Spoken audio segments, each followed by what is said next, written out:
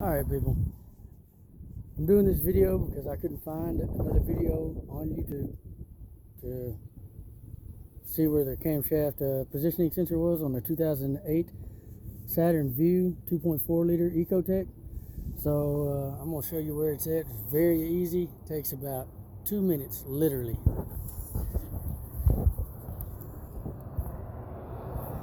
Okay, if you look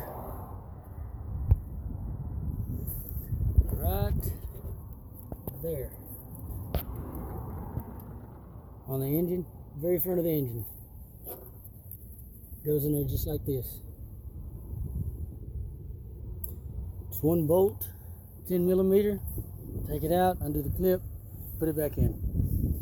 2008 Saturn View 2.4 liter ecotech camshaft positioning sensor.